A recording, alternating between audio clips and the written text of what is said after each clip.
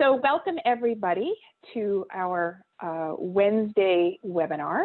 And I'm going to start by, I'm one of the co-hosts, but I'm going to introduce our other two, or let our other two co-hosts introduce themselves first with Brooke, who is our main presenter today. Hello. All right, so is that it? Are we just getting, just jumping right in? Do you want to tell everybody a little bit about who you are? Yeah, I'm just some guy who happened to show up late today. Yeah, I don't ever like to pre-qualify myself. So yeah, I've been doing this stuff for 25 years. In 2007, I got like roped into this thing called into neuroscience and neurochemistry, and how it was kind of usurping psychological techniques that we used for advertising for many years that, you know, oddly or incidentally only generated anywhere from a 5 to 10% return. And what happens is, you know, if you hit the emotional buttons, you could do something amazing, which would be to do a 40% return. But neuroscience gives you more than a 40% return. I'm able to get an average of 60% return on somebody's investment. And depending on what they do and where they are in terms of like their astuteness and ability in terms of advertising, we can go up to a 300%. So if I see that the business owner has that wherewithal to be able to reach a 300% without like compromising or jeopardizing their comfort zone, I will tend to work with them. So I've worked with Kate Spade, I've worked with Kenneth Cole, set up the advertising campaign for Snapple before they sold to Quaker. Yeah, and I've just been doing this for years and years.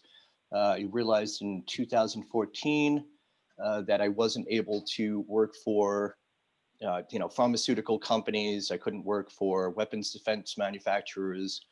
I realized that my scope and my ethics were kind of getting in the way of business. And so I decided, okay, let me just set up on this neurochemical and we'll just go in and, you know, I'll be able to return, you know, ROI or return the investment on whatever people is spending for businesses that I believe in, that I think are advancing the human species and not hurting it. So that's, I guess that's my little skinny for today. Great. And my name is Lara. I own Optimum Design and Consulting, which is a graphic design firm I've been running for 29 years. I've also been a member of NAWBO the entire time. I'm a former chapter president from back in the mid 2000s, and I can't say enough wonderful things about the organization. So if anybody here is a guest and not a member, here's a plug that NAWBO is one of the reasons why I have a 29-year-old business. I'm also president of the Graphic Artists Guild, which is the industry association for graphic artists, where I've been involved on the national board since 1998. And Julian. Great. Hi, everybody. And thank you, Nikki, for having us and NAWBO, and welcome to our guest today. So my latest career has been that of a photographer, commercial and editorial for the past 15 years. And I'm also a photo shoot producer. So I've been in the industry for a number of years. Prior to that, I worked in the film industry. I've worked in corporate world, I've worked in nonprofit, so I bring all my skills together to help different businesses, and whether it's from a photography standpoint, branding standpoint, and some of the things that we'll be talking about today, and also to help people with their visuals. So I'll keep it short and sweet so we can get started with the presentation. Enjoy. Okay, so yeah, and thank you, Lara, for setting this up. I'm very excited specifically about this particular organization, and I've done a lot of reading and catching up and doing research on NAWBO. So these are the topics that we'll try to cover today. I think we got an hour and a half, so we have plenty of time. You know, we'll cover some of the things that we've observed in terms of COVID and protests, the effect that's happening for 2020, something called the depth deficit, neurochemical media marketing, branding and perception. Lara will cover design and brand perception. Julian will be covering photography and communications. We'll look at some advertising applications, what you could use today, and why to use word of mouth, and some of the results that we've gotten with that. So what are things going to look like post-COVID? Nobody knows for sure, but some of the things that we're looking at is When things go back to normal, which I don't think that they're ever going to go back to normal, or, you know, this is the new normal. Probably we should get used to that. This pandemic and the protests can't be ignored.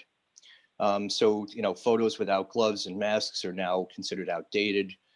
Government control, lack of personal power is another conundrum that we're dealing with that we didn't have before. Webinars allowing people to peer into people's private lives and homes. This is something new that we've never dealt with before. Dressing down, people working from home. This is happening on epic proportions now. Financial concerns and fears was one of the things that we've dealt with the pandemic all this year. And the greater mistrust of strangers. This list continues, probably 8 more elements, but you can click on this link here and that'll take you to that. And whenever you see this link, it goes somewhere. Post protests, you know, this is my personal opinion. I have about 12, 13 African-American friends, and they've reported that things really have changed, and I would agree with them. Oddly, when I've talked to 90% of my white friends, they don't think that the protest made that much of a difference. Different strokes, different folks, only one of the two are right. If we had to sum up the whole protest situation in one word, it is uncertainty. It's this uncertainty it creates stress, and prolonged stress leads to anxiety. And the neuroscience is kind of showing this through medical reports. Anyway, these are 2 complementary PDFs. One's on branding and commodity, and the other one's called Big Apple Tree, which is about marketing definitions. So here we are, and why things are challenging, or why things are challenging in post-pandemic or post-protest, but they shouldn't be. And here's one of the things that I've noticed in 25 years, what businesses are missing. They're missing a solid understanding of research. So this is in Harvard University, they call this the depth deficit. The failure to think past the superficial motivations behind spending, the absence of deep thinking regarding research, the decline of bold, imaginative thinking about exciting a customer emotionally, the inability to see patterns of behavior and adjust accordingly, and the lack of applying a multidisciplinary approach. These are some of the reasons why advertising is kind of difficult for the novice and for somebody that isn't an expert in the field. When a client is able to kind of bully a vendor, a designer, or an advertising person or a photographer, they're going to push to get what they want.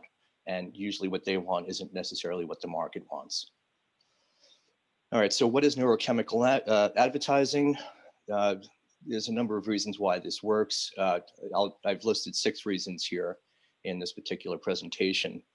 This is a link to the source for the first reason. So I like to ask people, what type of emotion would you say she's feeling? She's got lifted eyebrows, eyes widened, mouth tighter, cheeks lifted and chin raised. Here's a very different expression. What emotion is she feeling? Sunken eyebrows, eyes serious, mouth drawn, cheeks flat and chin lowered. When we smile, we're happy, and when we frown, we are sad. But do we know why this happens? The unusual thing that psychology wasn't able to answer or didn't understand was they said, well, that was just how people were feeling. But the fact of the matter is, and through neuroscience with fMRIs and EEG machines, we're able to now see what's going on and how people are responding. So why people's facial expressions change is because neurotransmitters are released in the brain. These chemicals enter into the facial muscles and physically pull the muscles into these visual configurations. This is why we don't need to teach children how to laugh or cry. They already know.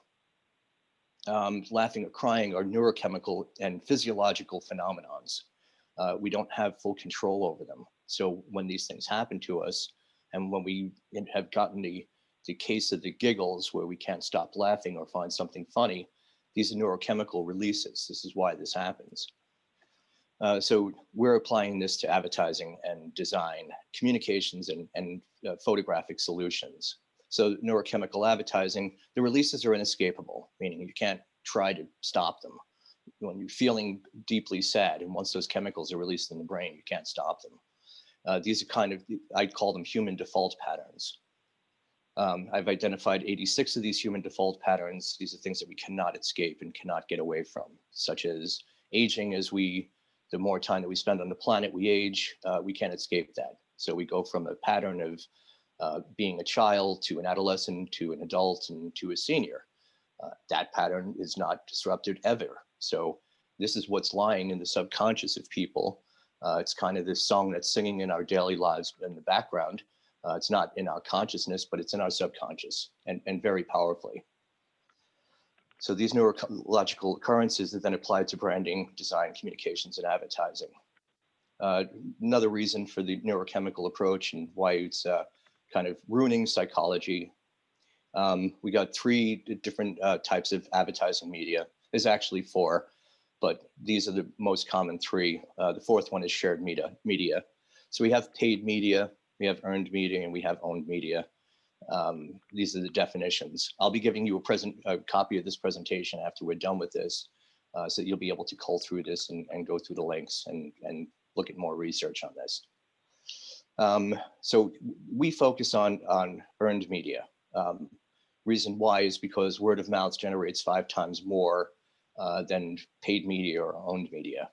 So, and that includes editorials and articles, Yelp reviews, shared content, meaning when you put up a meme on the internet and somebody shares it, or you put up a photograph and somebody shares it, that's called shared content. And then peer-to-peer recommendations. So even if we decided through the customer journey that we're going to buy something, what ends up happening is we'll lean into seeing if somebody else has it and looking for a recommendation. And that's going to be considered word of mouth. This is what we specialize in. Word of mouth, this is kind of the numbers on it for 2020. Word of mouth generates 64% more in terms of like making money for clients. Social media is 18%. Having a website or even redoing your website is great, but it's generally going to do that 10%, which is that antiquated form of advertising back in the old days. And we got email generating 4%, coupons, and online site details. These are 2%. So we're looking at like a massively improved amount if we go with the word of mouth, and we'll discuss ways of doing that and the type of content that you would put out that would generate a word of mouth about your business. This is something called the formula. We'll be going through each of these 4 sections. We're not going to be talking about analysis, which is a SWOT analysis, which is strengths, weaknesses, opportunities, and threats. And we're not going to be talking about competition. This pink insight up here at the top is really research. I'd like to call it I like to call it insight, because people generally don't like research and they don't understand why they would have to pay $2,500 for research. But research gives us the roadmap in which we're able to now fulfill all of these types of things, figure out what our revenue and what our costs are going to be.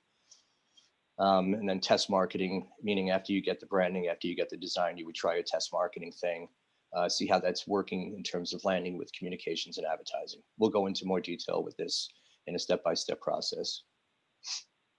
Reason 3, there's common marketing assumptions. Psychology versus neuroscience. I'm favoring neuroscience. The reason why is because if we look at decision-making journeys and what people are doing in terms of like making their decisions, in terms of purchasing something or buying something, the feelings about it are much more dominant. And this is where we get those spectacular numbers, in the 90% realm, because that's where most people are living in their day-to-day activities. They're living through their subconscious, they're living through their emotional being. The decisions are really secondary. I wouldn't even say secondary. It's 1/10 of the amount. Demographic versus psychographics. So psychographics are much more powerful. You understand the lifestyle, you understand where people are at, rather than where they live and how much money they make and whether they're a male or female or what age range they're in. Psychographics are much more successful indicator especially for advertising. Efficiency is machinery. That would have been the Industrial Revolution. Was really good in terms of Henry Ford creating a streamlined way to produce automobiles for $1,000 each back when he did is what really revolutionized the United States, put us ahead of the rest of the curve. Those efficiency models don't nearly work as well anymore. We're now post-industrial revolution. We're into something called the information revolution, which is the success of the iPhone and our digital media, and even connecting today on Zoom.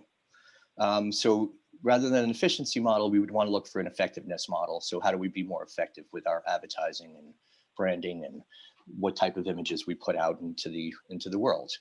Selling is, something that you do when you already know what it is that you want, and somebody's already in the market for what it is. But marketing is a completely different thing. So I'm just kind of juxtaposing these phrases against one another, what the more modern thing is and what the old thing is. So here we got research versus big data. Big data is giving us things like knowing how many people are on Twitter and how many times they're using the word COVID.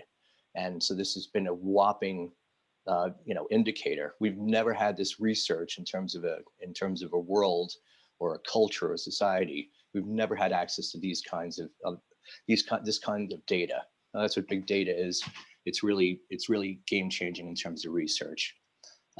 We got sense versus nonsense. If you go with nonsense, you got a very successful chance of delighting somebody and changing those neurochemical peptides in their brain and getting them to smile. To create that smile, that's considered a value. I would say it's very valuable in a consumer's mindset. They would definitely want to lean more toward this kind of nonsense approach. So even if you told them a joke, you'd have a better chance of marketing to them rather than try to just appeal to their common sense. The objective versus subjective. So we're living in a subjective reality. The objective is something that worked well in the past. It's no longer relevant. So if there were logical answers to advertising and marketing, someone would have found them already. Actually, we'd all be using them. The fact is that with advertising and marketing, there's 10 right answers as opposed to one right answer. Logic works really well with math and physics. These modes of thinking are great when you need a system that provides an exact right answer, just like we learned in school. This is how we were taught.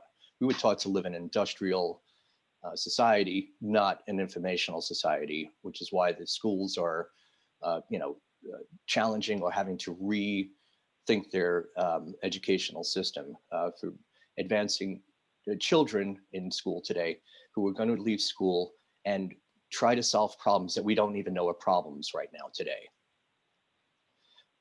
This is what the information revolution is bringing. This means when it comes to logical and decision making, buyers are primarily unconscious, and they like to make their decisions emotionally in terms of how it's going to make them feel. This is another reason. Reason 4 is this is the thing that really drew me into the neurochemical, which was 95% of our buying decisions happen in the subconscious.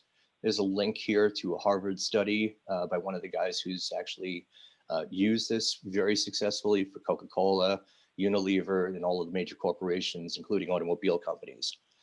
His name is Gerald Zaltman. He created a system called the ZMed, which is a lot of the technology that I use.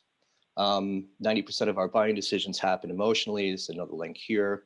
And this is the typical thing that we learned in educators learn this, that different people understand different ways of how they want to understand the world around them. So 56% of people are visual, 28% of people are kinesthetic. It means they understand the world around them through feelings and what they feel.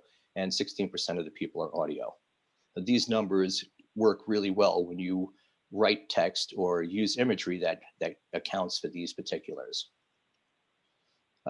And when I say particulars, I mean proportionally. Reason 5, this is branding. I've identified these 5 things as if you hit all of these touch points in branding, you'll be able to put together what branding is, and we're about to go into that. Lara will speak more to that and how that applies to design, which is the second one. 2 things the US does better than anyone: weapons of mass destruction and advertising and branding. The United States, well, has been in the weapons business for since World War II.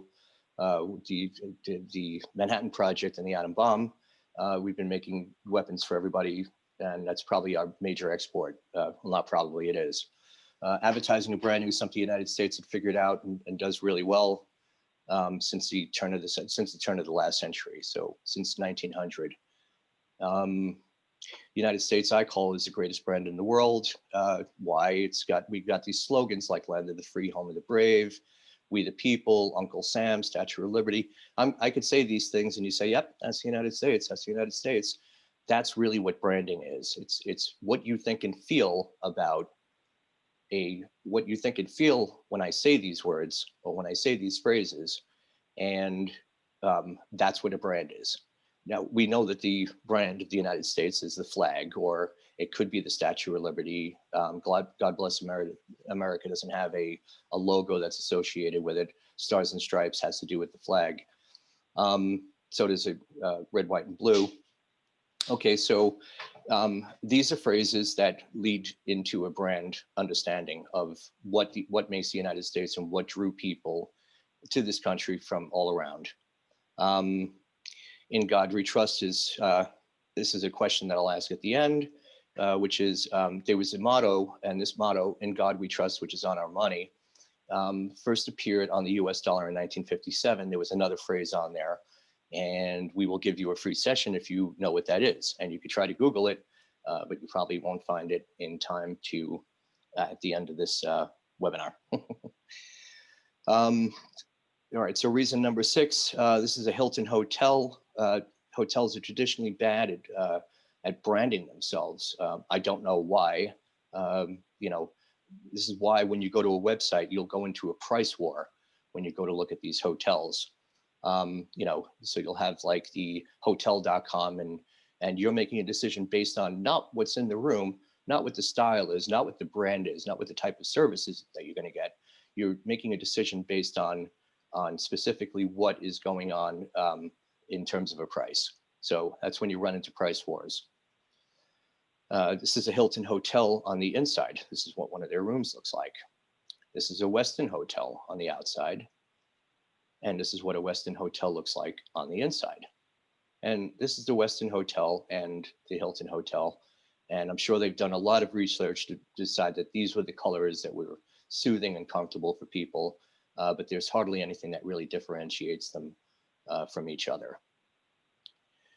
This is a Harley-Davidson hotel. And so we know that if it's called the Iron Horse, I think it's out in Chicago. No, Wyoming. Yeah, Wyoming. And so this hotel, just even the colors on the outside, all of a sudden kind of insinuates this Harley-Davidson type of appeal or look. This is what one of the rooms looks like on the inside. And the reason why they can get away with something like this is because of the brand. Meaning if they know that they're looking to get Harley-Davidson people, and so they set it up where they've had a branded hotel that's working specifically for their brand. This is a Starbucks hotel. This is their lobby. And this is what their rooms look like. It feels very much Starbucks. This is an Apple complex for an Apple hotel complex that's out in California. And it's not fully built yet, but this is what their proposed rooms are going to look like. Kind of has that iPod and iPad type of feel to it. So it's a good way of executing a brand and having that be a fulfillment in terms of a brand promise and what you're able to deliver. Human decision-making is driven by meaning and context. There's an excellent video here by I consider one of the top advertising minds today, is Rory Sutherland from a huge advertising agency called Ogilvy, which used to be Ogilvy and Mather. He speaks on this program about context and meaning and what that means. So yeah, you just be able to click that link and it'll take you right there. No, it didn't show up with the picture. Okay. So here's this formula again, and we'll start going into that. And now I'll hand it over to Lara. Thank you, Brooke. So formula, if you can go back to the full formula for a minute. Mm-hmm. Great. So you'll see that in this formula, we have branding, which leads to design, which leads to communication, which leads to advertising, which ultimately leads to revenue. And you'll see that the intangible aspects are in the dotted line. So branding is intangible. You can't really point at branding nearly as easily as you can point at design. You know, the design is the visual manifestation of the branding, and you can point at a logo or at a website that has been designed. As Brooke said earlier, the branding is more about the way that the design makes you think and feel. Likewise, communication is the intangible bit that goes behind the advertising. You can point at the ad and you can read the words on it, but the sort of message of the communication is the intangible on which successful advertising is built. So we're going to talk today about these four things: branding, which Brooke just talked about, and I'm going to continue with design, and then passing it over to Julian for communication, back to Brooke for advertising. So first we'll look at branding, which is a combination of a company's purpose, beliefs, the brand persona it identifies with. For example, with the Harley-Davidson, it's obviously the Harley-Davidson motorcycle rider, and the emotions that it elicits, as well as the company culture it has created. And what is branding? Branding is actually many different things to many different people. And a lot of people, if you ask them, what is a brand, excuse me, what is a brand, they come back to you with logo. And the logo is the most visible part of a brand. It's the visible manifestation of the brand. But really, branding is the idea of who you are and what you do. And it's how people perceive you, whether that's your internal employees or your vendors or your prospects or your clients or the different people who know the brand through its work in the community.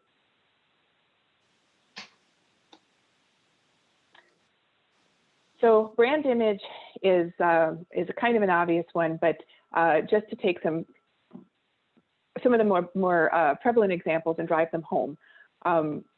Ferrari. When you say Ferrari, everybody thinks performance. Nobody thinks, you know, secondhand car stuck in a slow lane. Everybody has an image of what Ferrari is. When you say FedEx, you think reliability. Businesses count on FedEx, if you remember the slogan, when it absolutely positively has to be there overnight. Now, that's a slogan from the 80s, but 20 to 30 years later, people still believe FedEx is reliable, even though occasionally it isn't. And Disney, why do you get a totally different feeling when you think of Disney World versus Great Adventure? I mean, you really, like, just take a second and think about Disney World and think about Great Adventure. And when you think about Disney World, it's just more. It's magical. And the fact that you have that feeling is all down to branding. And brand image is the sum total of all the different ways that people experience your brand. Here are just a few images. You know, there's your performance with Ferrari, you know, reliability with FedEx, get it there no matter what, you know, even through the window. And then with Disney, you know, that happy child at the end of the day, totally satisfied, their dreams came true that day. A brand promise is a short and simple statement that tells a customer what they can expect from your brand. So essentially, a brand promise describes the quality of the products and services and the customer experience. And all companies have a brand promise, and the brand promise then becomes the brand experience. A strong brand promise can command a premium price. So think about that cup of coffee. You know, the way you can run into McDonald's and grab a cup of coffee is totally different than going to Starbucks and getting your cup of coffee. Nobody is ever going to go to McDonald's to enjoy the ambiance. That's just not why you do it. But you'll pay more for that cup of coffee because you can get to go to a Starbucks. You can sit there and sip it. You can enjoy the lounge atmosphere. You can enjoy the music. You might meet people there. You might even choose to have a meeting in a Starbucks, but would you ever choose to have a meeting in a McDonald's? Starbucks can charge so much more for their coffee because they've built a brand experience, and the brand promise of Starbucks is there. Everybody knows exactly what it's like to walk into a Starbucks because they deliver over and over again on the same consistent brand experience. Therefore, they have a very strong brand promise. Think about Apple. People will pay like twice as much for Mac products than PC products from Dell or HP. And how can Apple get away with that? Because it has sold people on this experience, this emotional connection to the brand experience of Apple. Anyone who's ever purchased anything Apple, whether it's the phone, the iPad, the computer, gets this beautiful packaging. unwrapping the packaging around Apple is an experience that in itself, and people look forward to it.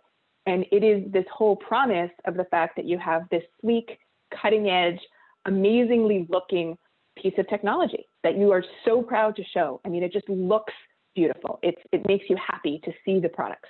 And people just don't tend to feel that way about their, Dell or HP laptop. So therefore, Apple can charge a lot more because it has a stronger brand promise and has a better brand experience.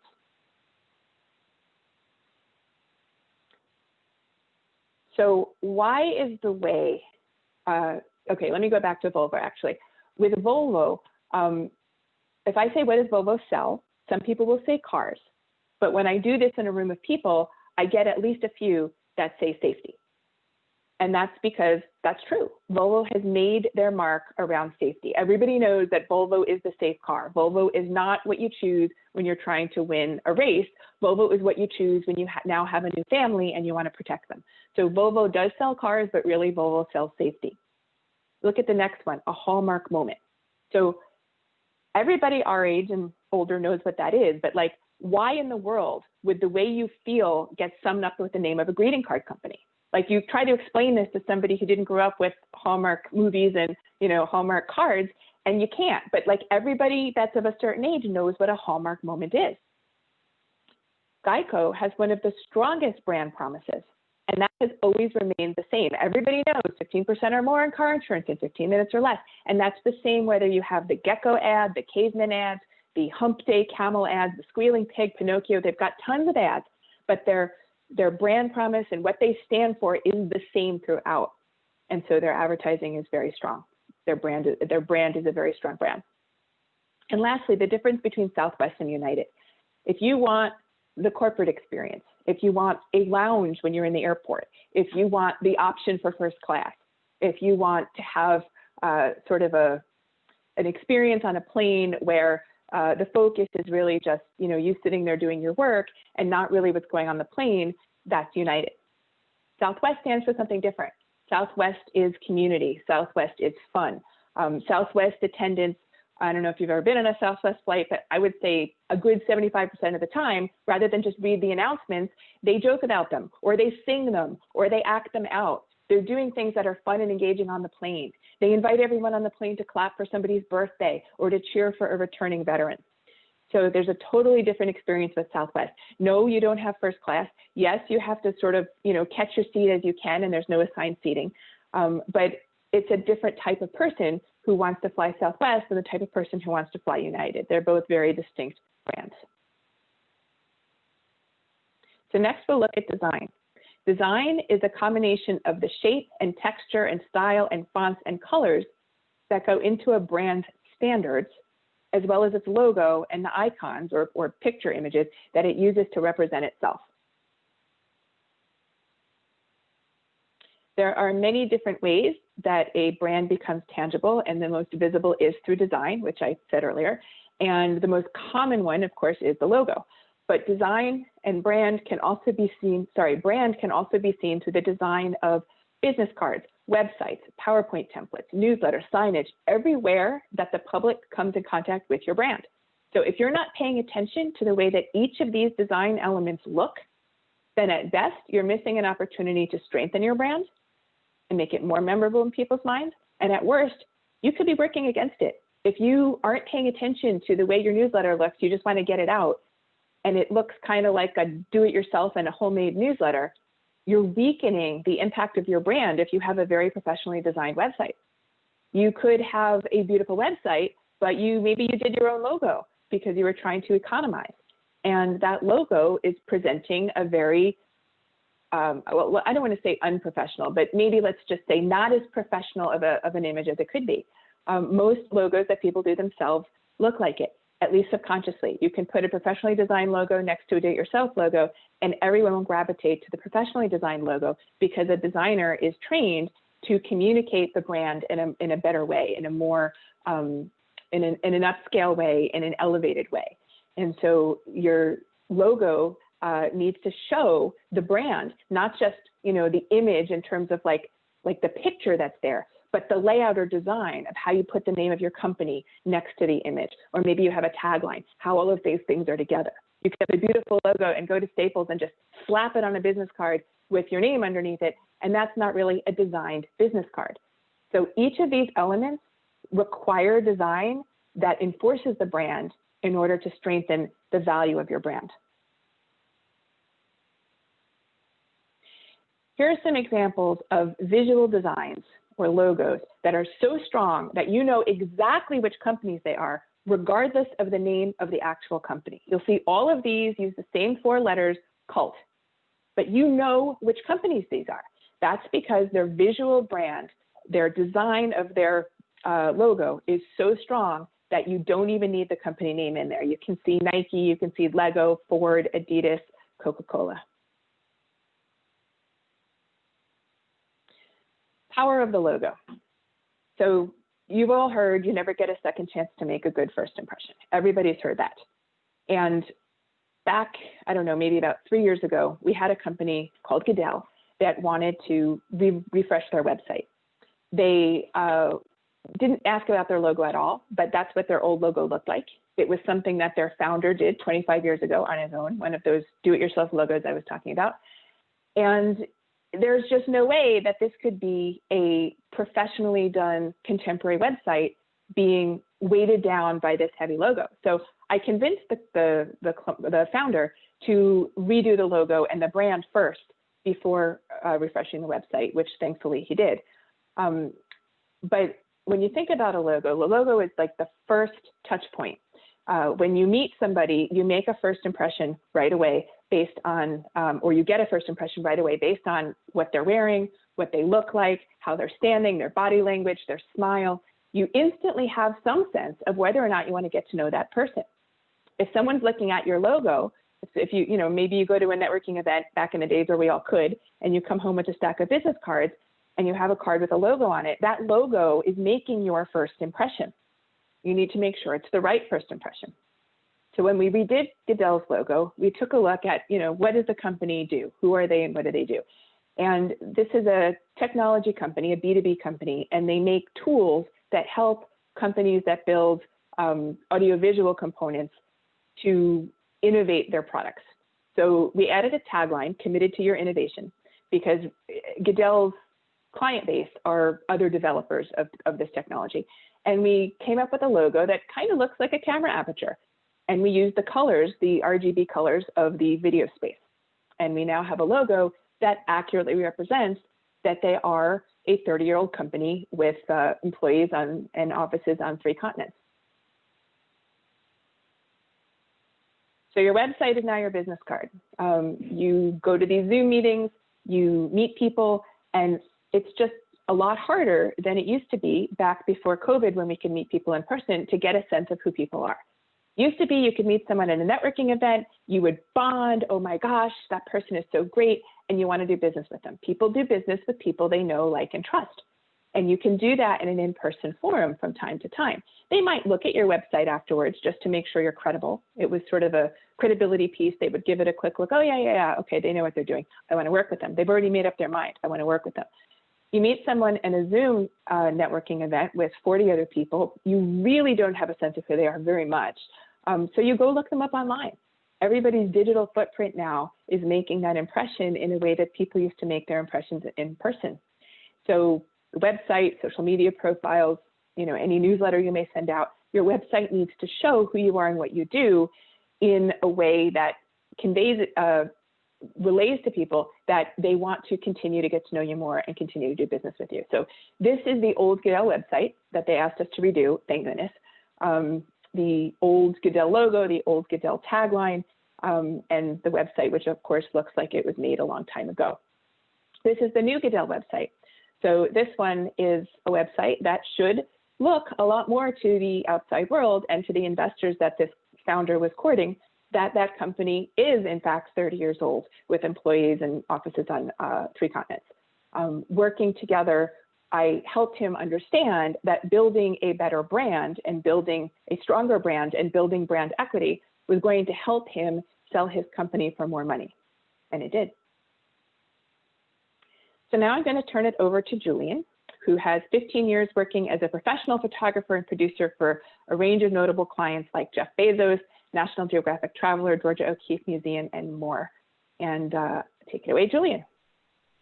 Great, thank you, Lara.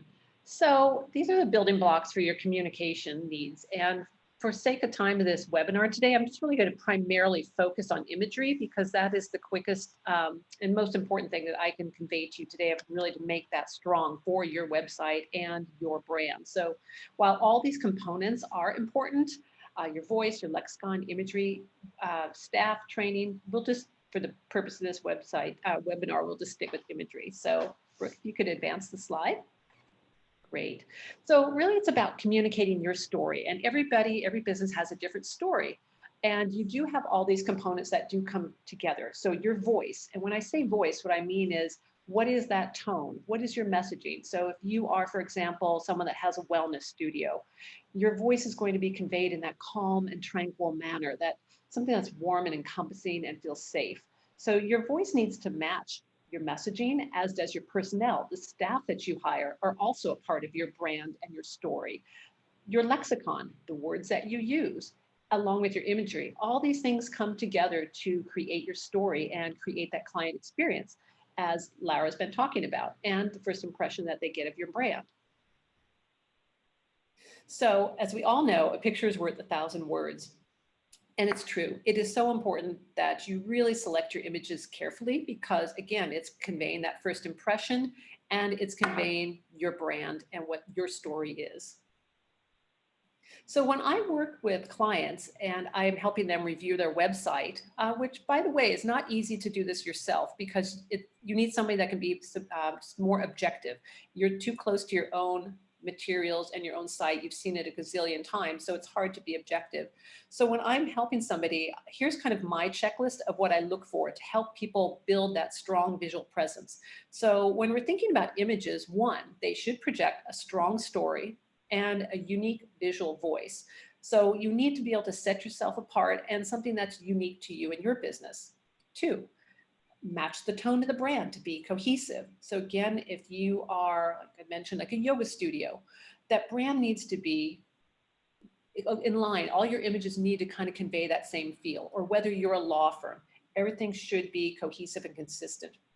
Three, the palette needs to work with your brand. And there's a lot of color theory that comes into play when you're dealing with your branding, and that's why your designer has selected specific brand colors that help you convey the tone and the feelings that those colors emote. So the palette should work with your brand colors and not conflict with them.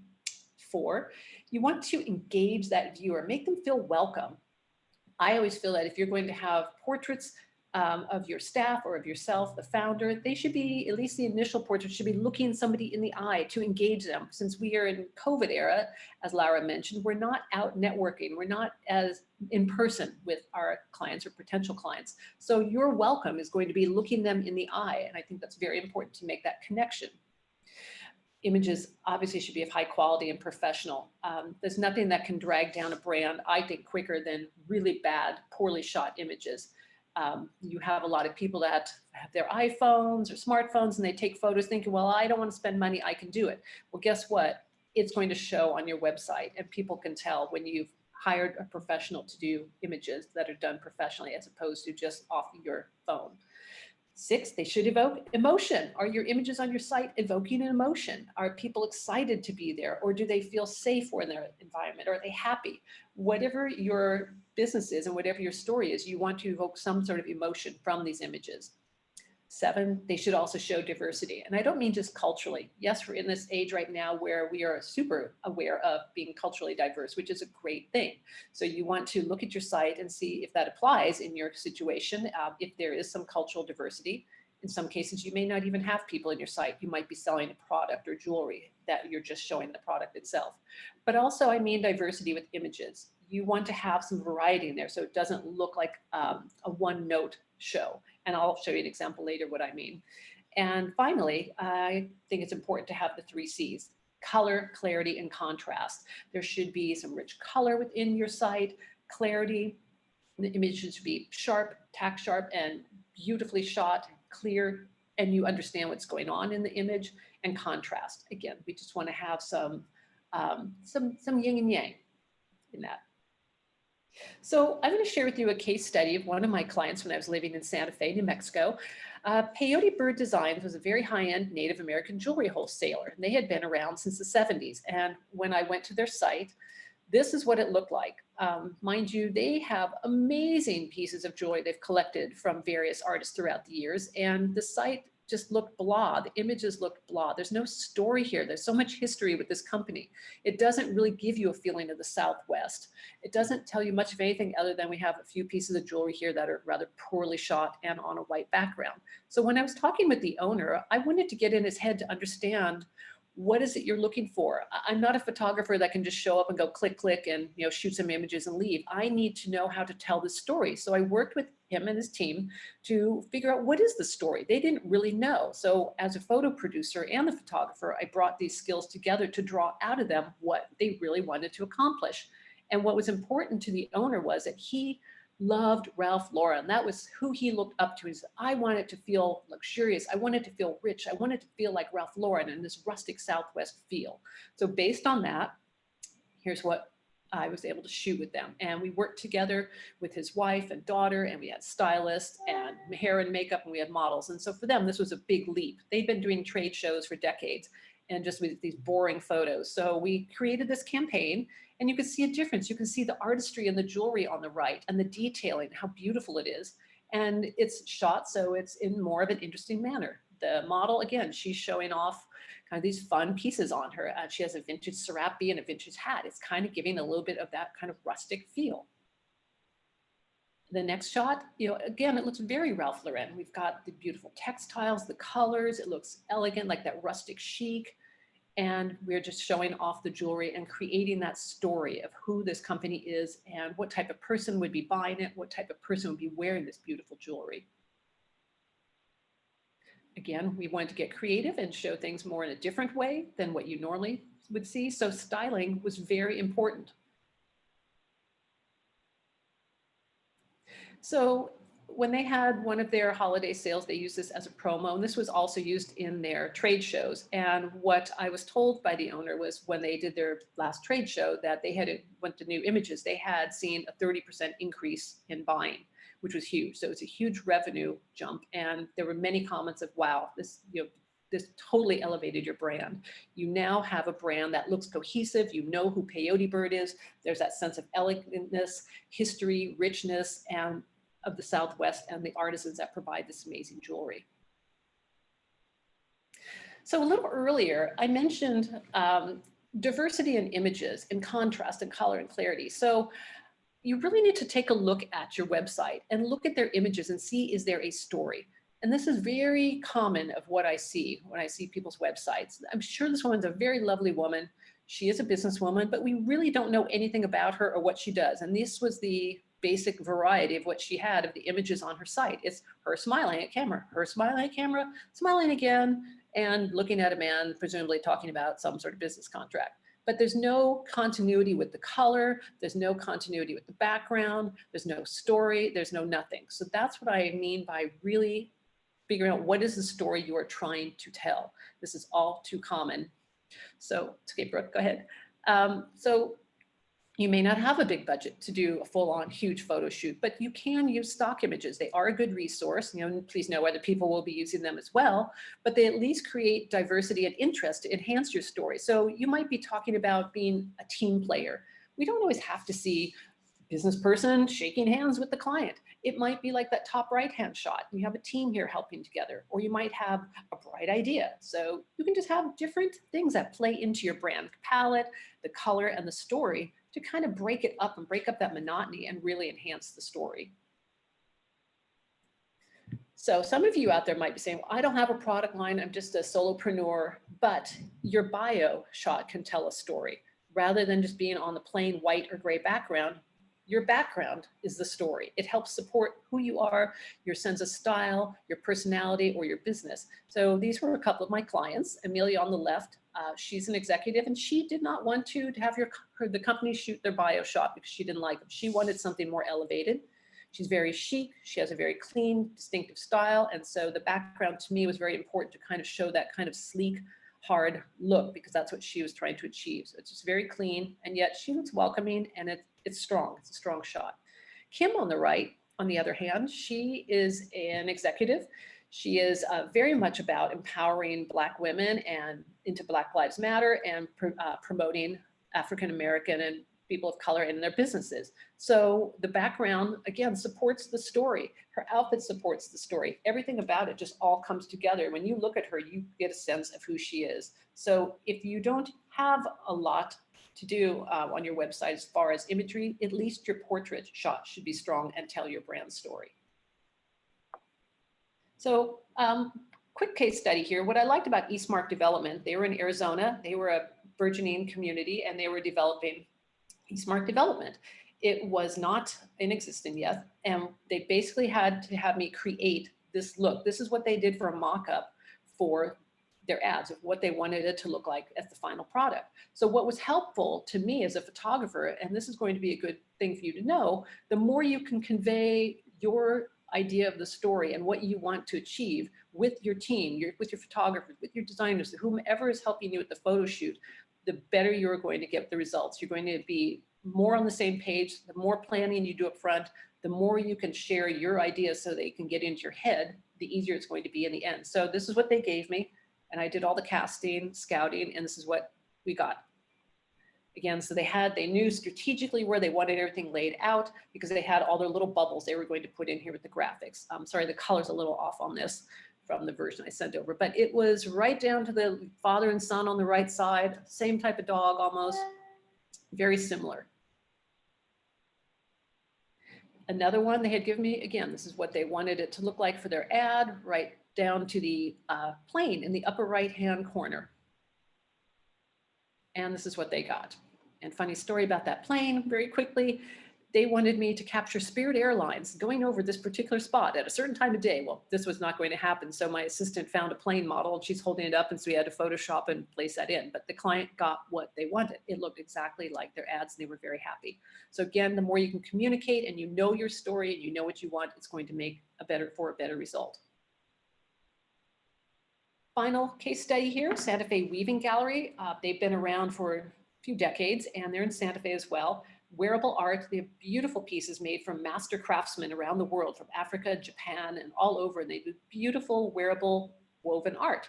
So if we go to the next slide, this is what they basically had on their website. This does not do this beautiful store justice. You can see that it's poorly shot. She's just holding her jacket. There's just no, it doesn't tell you anything really about who this brand is. So the new owner had asked me to kind of work with her and come up with something. Again, as a producer, I stepped in to work with her to find the model, to find the locations. And when you see this now, boom, it looks like, wow, it's elevated, it's sophisticated, it's artistic. You just get more of a sense of place. Like, this is my style, I want to go here. This is a type of outfit that draws your attention. This is a place you're going to want to go to look and see what they have. So the next shot, we did shoot one particular season in New York in studio, and it was freezing that time of year. So we did shoot in studio. For me as a photographer, backgrounds are always important.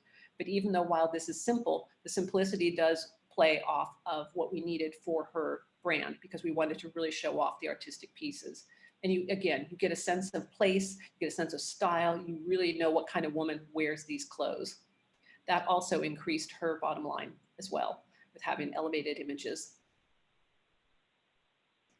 So kind of as we're winding down here, just a quick photography checklist. I'll let you look over this more on your own time, but a few key points that I wanted to make in here is hire the right photographer that specializes in your industry. We are not a one-size-fits-all group of people. So you have corporate photographers, conceptual photographers, wedding, animal, portrait, editorial. It just goes on and on. You want to make sure the photographer you hire is the right fit for your business, whether it's a food photographer or fashion, and so on. You really need to know the experience level of your photographer as well, and just hire the best that you can possibly afford. Somebody might say, I've been shooting for 20 years. Well, maybe they've only shot one client a year for 20 years. You really need to know, look at their website, get references, look at their work, and know the experience level. Make sure they understand your brand. Like with, I did in the example of the first case study with Peyote Bird. And a lot of photographers would just go in and go, okay, click, click, click. You want to have that connection with somebody, a photographer that understands you and your brand and what you're expecting of them. So you really need to feel comfortable with them and make sure they understand what they need to be delivering for you. So as you get more, I'm just gonna wrap up a couple more there, Brooke, if you could go back. So to wrap this up too, sometimes this can be daunting for people as they're getting bigger in their business and they need a more elevated shoot. They do have what's called a photo shoot producer. This is something I do as well. But what's important, if you feel that this is too stressful for you to do by yourself, there are people to help you with this process. They will help you get the crew. They'll help you work with the shot list of the images you need to have. They'll help make sure the background and the wardrobe and the props all work to reflect your brand identity. Sometimes you need permits. They'll help with that, with the procuring of the permits, checking lighting, and make sure that you do have all the necessary property and talent releases, et cetera. So if you're at the point where you need a better, bigger photo shoot to elevate your brand, don't panic. There are people out there that help you with that to make the process go smoothly and stress-free. So in conclusion here, the key takeaways I just want to share with you is, again, know your brand story that you want to convey, finding the right photographer, create that shot list and storyboard of the images that you need to achieve and procure.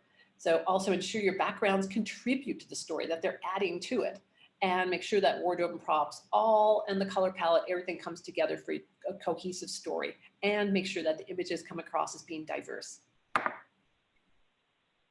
So what's next? Well, obviously social distancing is a factor of our everyday lives now. So from here, I will turn it back over to Brooke. Brooke, take it away. All right, thank you, Julian. Okay, so we went through communications and you know, what you're able to communicate visually through your website or your marketing materials, and we went through design, and that's a very particular subject. Lara's really good at understanding design and carrying forward a brand. And then we're going to talk a little bit more about branding and advertising in terms of like the framework, or I say branding is the beginning and advertising is the end. So there's a number of steps in the process that need to happen in order for you to really make money and to really connect with people. So again, this human decision making is driven by meaning and context. Again, here's the video. How to spot it in your everyday life. Here's how we see it. So while we're walking down the street, we might see something like this on outdoors on a cafe, just saying we are open. There's nothing that's remotely engaging about something like this. We'd see this one, weekend brunch. Okay, so unless you already had contact with this particular business, then you might consider it. But then once you know this information, you know, you kind of have it in your head. I think it's a waste of space to put something outside that says that. Here's another one, you know, another family business, and you know, just that they're open from this time and that they have wine and tapas. Well, most restaurants or evening restaurants have wine and tapas. Most restaurants have brunch and lunch and dinner. So there's nothing new here. Then here's the eat in, take out, curbside pickup. Again, these are not really relevant points. The customer wants to know what's in it for them, and this is really what you are and what you stand for as a business owner, but it's not necessarily what's going to draw or motivate people to come in. So how to apply it in a remarkable way. To get people neurochemically, we want to make them smile and feel special. We want to make them feel something. This would be one of those types of things. Now it's done by hand. It doesn't look as clean and as sophisticated as the others, but these types of signs, having worked with cafes specifically in Astoria for 7 years, we were able to get a lot more people to come in with these snappy, kind of attitude-driven things that would go outside of the bulletin boards. So today's offer: buy any 2 drinks and pay for them both. So it's not really a deal, it's not really a sale, but it's pretty funny. Meaning, if I'm going in to have a drink at this place, I'm probably gonna have fun, and the bartender is probably gonna be engaging. Sweet dreams have made of cheese. Who am I to disagree? I think that's very clever. Happy minute, as opposed to happy hour. All drinks half price from 2:59 to 3 p.m. every day. So that I could see being very successful. Come in and try the worst meatball sandwiches that one guy on Yelp ever had in his life. See, again, when I mentioned Yelp, creating a word of mouth campaign, I see people, when I've done these types of signs outside, people are coming by and photographing it all day long and putting it up on Instagram. This is that earned media thing that we talked about earlier with the different forms of advertising media. Attended children will be given an espresso and a free kitten. That's very, very clever as well. I could see parents coming in with their children, and you know, it seems like a fun place to step in and hang out and have a coffee. Okay, so business consumer, a branded business should make customers feel seen and be real, meaning whenever you're just listing your products and services, it's not going to motivate buying behavior in any way, shape, or form, unless they already know you and you've probably had to do a lot of work to get to them over years or through many forms of communication in order to do that. Here's a case study: butcher in Queens. It's not pretty, we Queens meat. So they had their basic business cards. I decided to come up with these kind of snappy things. They're an industrial meat factory on Steinway Street, right off of Astoria Boulevard, and the largest in Queens, in fact, going through well over $500,000 in business a month. And so I came up with this. Now the owners weren't necessarily crazy about it, but they were crazy about the results. On the back of those cards, this is what it said: the original caveman food, where every day is Halloween. All of our animals were once vegan, where cuts are easy. These are kind of like this kind of dark sense of humor. Works well for the local neighborhood in Astoria. This is back in 2014 and 15. Then there was, let's see. Oh, so they had international flags all along here. I decided to do these black and white flags. Funny story that the owner came to me and said, you know, when customers are asking us, you know, what's with the black and white flags? I said, tell them the color ones were too expensive. Okay, so I did a sandwich board, which I purchased for $20, a used sandwich board. So it looked beat up. The storefront looks beat up. The inside looks beat up. It's been like that for 30 years. It's not pretty, it's Queens meat, and semi-open to the public, which really doesn't say anything at all. Semi-open meaning it's an industrial place, but it is open to the public. It did generate traffic. So what ended up happening was I looked at the year-to-year numbers in terms of their income, and you know, they came back to me and said, well, it's 400,000 here, 500,000 here, 600,000. And I said, hold on. The difference in between 460 and 529 is 69,000. The difference in between 529 when I worked with them in 2017 and 676 is a 27% increase. So normally business owners should be growing on a 15% increase per year. This is almost double that. So in that time period, so the difference is I made them $87,800 is what that comes out to in compared to what they normally would have made. Campaign took 6 weeks. The materials that I've created with the sandwich board, the flags, and the business cards was $149, and the agency fee was $1,500. So I'd say they made out like bandits. Okay, so back to word of mouth marketing. That generated a word of mouth marketing campaign. People came in, they got the sense of humor with the dark language on the cards and a dark type of humor. And these are all hyperlinks. You'll get a copy of this. These are word of mouth statistics. I think it's a preeminent form of advertising. It's far cheaper than print. It's about being remarkable, meaning doing something that stands out. It does 5 times better than paid advertising, and 5 times better is really predominant, especially in post-COVID when everybody's discretionary spending has really just gone out the window. Neurochemical, these are the types of techniques that I'll consider and use in terms of like what chemicals and what type of words and language you'll be able to use. And so what you do is I'll set these up on different patterns, and the patterns produce predictable results. This is going to be a hyperlink up here that's going to explain more about these chemicals and what they do. It turns out that words have syllables in them, and these vowels actually have different frequencies. So you're able to control what kind of mood people are going through in terms of the neurochemical. The neurochemical ethical practices, we won't work with companies that harm people or their well-being. We won't work with companies where we can't double or triple their investment. So what are you doing now? What could you be doing better? Who do you want to reach, and what do you want them to do? Those are the 4 questions that we normally come in and ask people.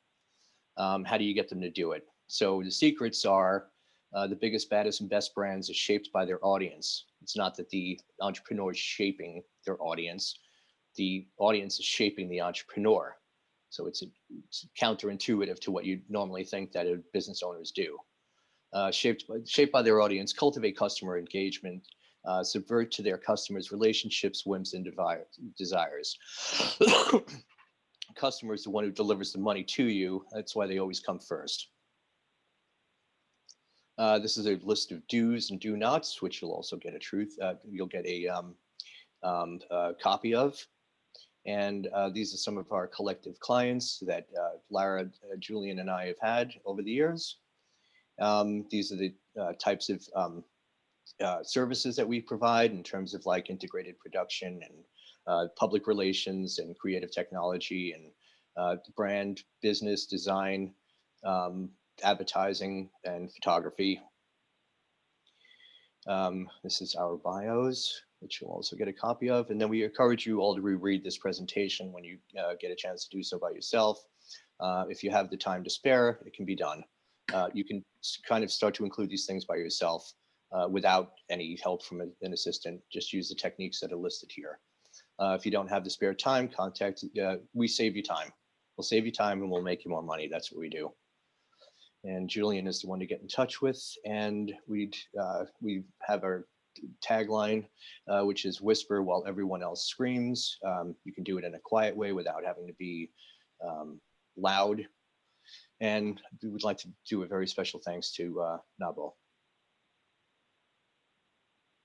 Does anyone have any questions? You guys have been quietly listening for a very long time. Julian, you wanted to say something? Yes, Brooke, don't you have an answer for us? Oh, I do. So Let's see if anybody knows it. Let me check the chat, see if anybody came up with the answer to your question. I don't see it there. Okay. So in 1957, Dwight D. Eisenhower had "In God We Trust" placed on all the United States money, but prior to that, it said "Mind your business," and they didn't mean it as though you were being nosy. They meant if you want to help build the country, or you want to help build the money supply system, put your mind to your business and focus on that. That's what they meant. So mind your business was the answer. Thanks, Brooke. Okay. So Jeffrey, Phyllis, Sally, and Yolanda, any questions? You can pick our brains for the next 10 minutes if you have questions for us. I'm just writing in the chat. I thought it was a wonderful Yeah, so I actually have a question. Sure. Is there are we going to get the slides of this? Because I just thought the slides were absolutely wonderful, beautiful pictures. Yes. And I loved Lara's part where she like went through all the components. So I'd love to have a copy of the slides. Are they going to be emailed to us or what? Yep. Okay, wonderful. Thank you so much. That was really good. I loved it. Awesome. Do you have any other questions? Hi, my name is Yolanda Felder. I thought this was really, really great and really informative, especially for the way business is going for the 21st century. And we do need to have like a different mindset. I really like the way you notice that with the easel. I don't know. Do they call that easel for the restaurant? Sandwich board. Sandwich Yeah. board. Yes. So putting that out there, changing it, because you're right. You know, you walk by, you're like, okay, yeah, you do serve breakfast, lunch, whatever. But then adding like a little twist does get our attention. And then it's like, well, wait, let's see what's on the menu or what are they having? It's intriguing, it's engaging, you know? So those little tweaks do make a difference. I like that. Mhm. I might have to give you a call. It's great that everybody loved it, and thank you, Jeff, for your little comment. We would love a testimonial. If Yolanda or Sally or Phyllis wants to drop one into the chat, I'll save it because Sure. this is a webinar that we're looking to present elsewhere. We think the information is pretty valuable and timely, but as Brooke talked about, you know, you need that credibility from the third-party word of mouth. If you guys could give us some word of mouth, we would be really appreciative. Surely will do so. Thank you so much. Okay, no problem. Very professional. Thank you. All right. Does anybody have a specific question about how to apply some of this to their own situation? Well, Or if somebody wants to share perhaps what they're frustrated with or the challenges are they face on their own website.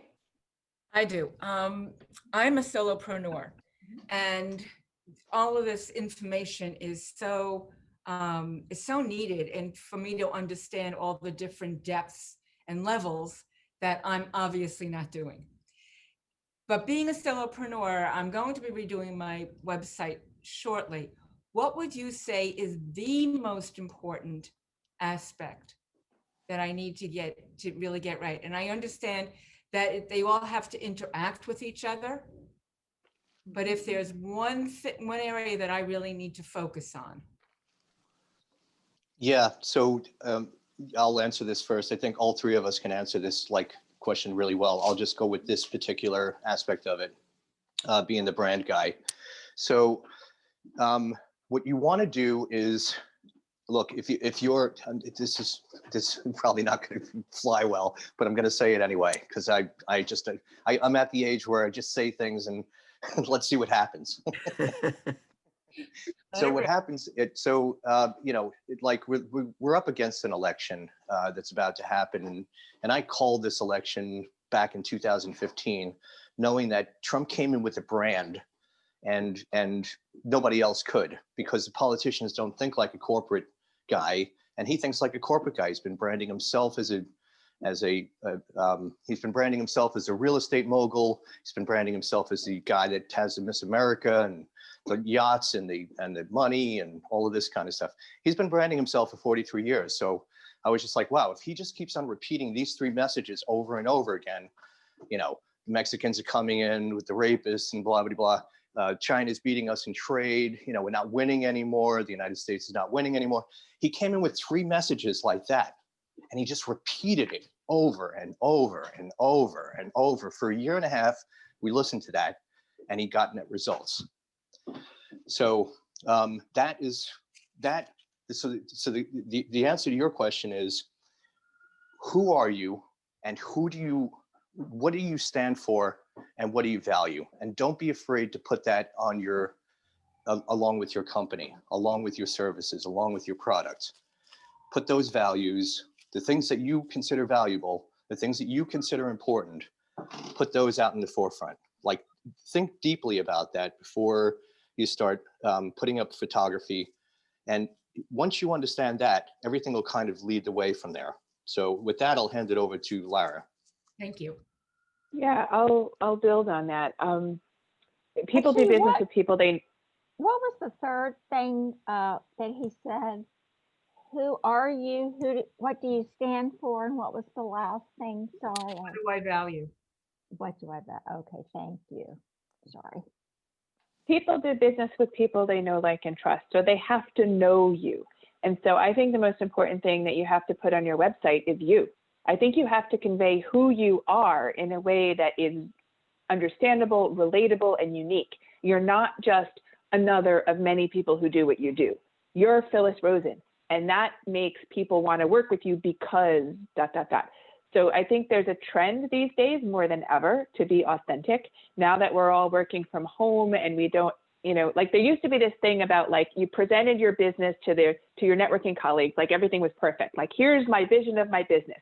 Everything is great. Nobody wanted to talk about the problems they were having. But these days you get into a conversation with somebody and the universal thing everybody's dealing with is the pandemic, or the combination of the pandemic and the protests and the, economy and the politics. And it's a lot and it's affected everybody. And so that question of like, how are you? People used to say fine, but these days people don't say fine anymore, partly because a lot of them are not fine, partly because they really know, the person on the other end really wants to know the true answer. So I think there's more authenticity in this post-COVID, post-protest world, and that people need to share that in their marketing materials. So people on Zoom are dressing more casually. We talked at the beginning about how we haven't worn makeup since March. People are more real. And I think that while there was a trend some years ago to have a very professional looking headshot that looked like a mugshot and to have, a very corporate looking bio or sounding reading bio, I think these days it's about how to put who you really are on that page, even if it's non-traditional, non-standard. So if you can convey that, that is the most important thing to do with your website. And I'll let Julian chime in now too. Thank you. Sure.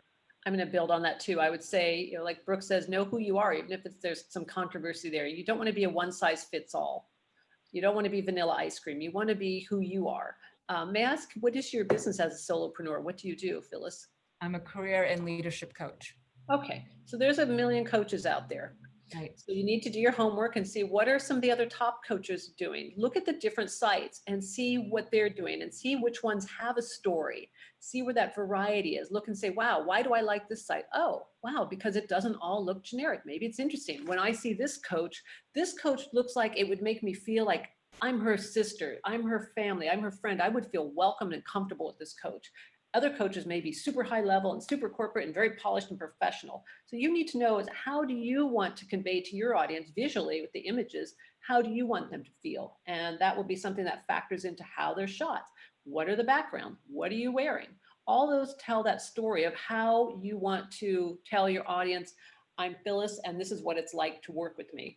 And it's going to provide that sense of whatever it is you're trying to convey. But I'd say do your homework and look at other sites as well so you know what you're up against with your competition. Thank you. Thank you all very much for your time, and I hope everyone has a wonderful day.